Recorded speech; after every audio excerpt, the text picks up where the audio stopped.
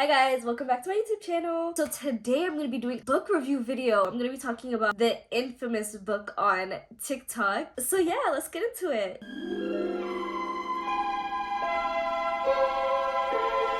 Okay, so today we're going to be talking about one of my all-time favorite books, and it just got to the top of my list. I want to say I read it like a month ago. I'm really late on this review. It's not my fault. I already made this video and it deleted on me. The whole thing. And I made that first video fresh after I had finished reading it. That's what actually makes the whole situation so sad. But anyways, we're still here. I'm re-recording it. It's fine. You win some, you lose some.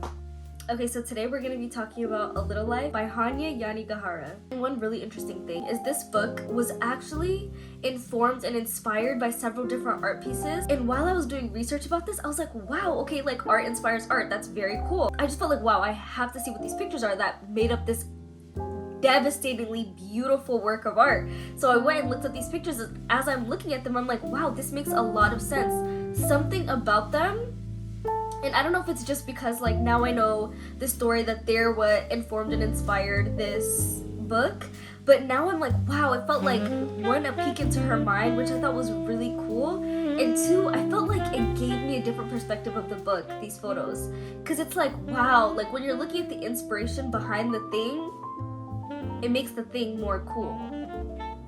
You know what I mean?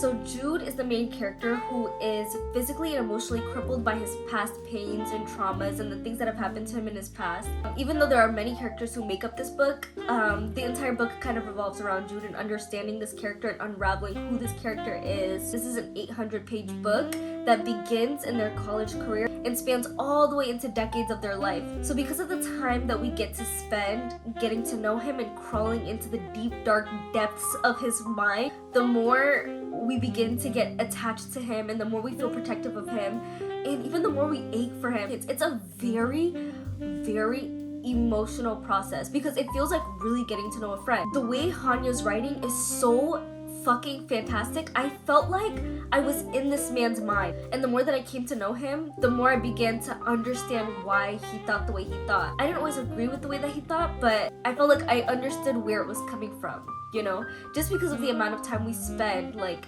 learning him through his eyes, through the other characters' eyes. Hanya does this thing where she will go from character to character, especially in the 4 friend group. So we're getting to see his mind, but we're also getting a peek into the other characters' minds as they're also similarly to us, the reader, getting to know Jude and trying very hard to unravel him because there's a lot of mystique and mystery surrounding Jude. Actually, the entire story is getting bits and pieces of who Jude is and why he is the way he is in his past. It is very cool. So yeah, similarly to his friends, we even start to get frustrated for him and by him because Hanya has this really good way of keeping us and a majority of the characters in the dark about what has gone on in Jude's past. You also have a kind of attachment to the other characters because you're going on the same journey they're going on. In a way, you understand a lot of the way they're thinking and the things that they feel because you also feel that too as you're reading it. And so I think that kind of leads me into some of my general opinions about the book, because I know there's a lot of rhetoric around this book and a lot of people have begun to call this book trauma porn just because of how devastating and hard it is to read. It's very dense. There's a lot that happens in it. It's a very emotionally draining book to read. Should you check your triggers? Yes, please do. Check your triggers before you read them, because the things that she talks about in this book, again, are very heavy, especially if you even deal with a fraction of the things he's dealt with. It can be a lot.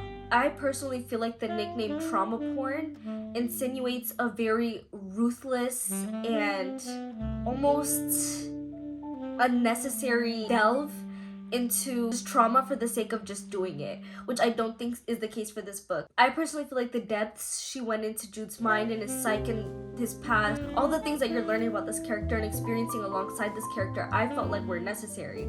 Because not only is it, to me, what chugs the story along, I also feel like it's something that stretched my level of empathy beyond points that I could ever deem possible. I never thought I could feel like this for a fictional character. Of all the books I read, like I'm not new to reading, you know what I'm saying? Like I have read a lot of books and I have grown attached to a lot of characters over time. With that being said, have I ever cried for a character like this? No. Have I ever felt so deeply for a character? No. I felt so deeply and so attached to so many characters in this book. I felt like it made me think a lot about the relationships I have now and how serious I am about them, how far I'm willing to go for the people I love, and how much I'm willing to put up with. Because what I think is really interesting in this book, it shows you just how difficult it is to maintain and cultivate real relationships with people. Because just like in this book, I feel like we often come across people in our lives who are extremely entrenched and attached to their pain and their trauma, and oftentimes come from very real, hard situations that they've actually experienced in their life. This just showed just a glimpse into what I believe unconditional love looks like, if that's something you believe in. I don't know. I barely even know if I believe in unconditional love 100%, but I just know that this felt like a good look at what unconditional love could be. Because truthfully, like, when you're trying to maintain friendships with people who have experienced a lot and whose mental health is just not there and not good due to things that have happened to them in their past, it's very hard for you, the person who is the pillar, the stronghold of the relationship, who's meant to keep the other person strong. It's very hard, you know, because in that process, as you're coming to understand people, you tend to adopt bits and pieces of their trauma just by association. And it isn't a bad thing, it just is what it is. Like, it's a part of forming those relationships and forming real relationships, period. You know, you do tend to just adopt bits and pieces of the other person you're around. It's kind of inevitable, you know what I mean? But it's just, I felt like it's very real. This book showed me just how hard it is to do that, but sometimes how worth it is.